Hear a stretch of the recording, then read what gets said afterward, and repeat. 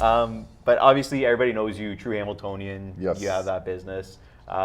When did you decide to start that business in Hamilton? Funny story, I did not want to start a business at all. I was working for a engineering firm, and I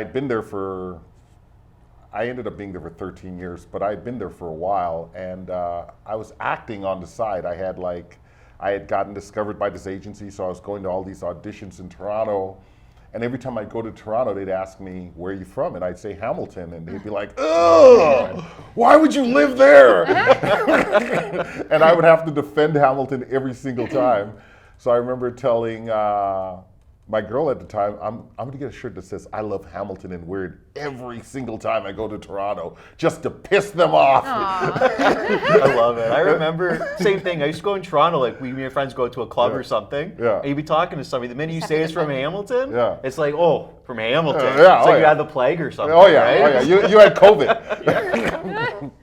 Before COVID. Yeah, so like, how did the True Hamiltonian come from that? Okay, so I made a shirt that said, I heart Hamilton, and a buddy of mine at the time, he's like, dude, come on, that's a ripoff of I Heart New York. I'm like, yeah, so? He's like, you're a smart dude, come up with your own stuff, don't rip off somebody else's. And I was like, wow, you're right. So I sat down and I came up with like 8 different slogans, and I turned them all into t-shirts. And I would just wear them on different days. And every single time I wore the one that said Hamilton is home, people would stop me. Where can I get that shirt? Where can I get that shirt? Really? So it like literally embodied what people were feeling about the community.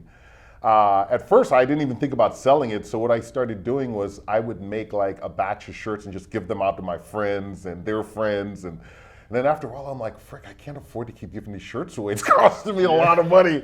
So then I started selling them for 20 bucks each, and that took off. And then I did a, what do you call it, one of those street festivals, and I think I made 100 shirts, and we sold them all by like noon. I was like, okay, we got something going on here. Yeah. Taking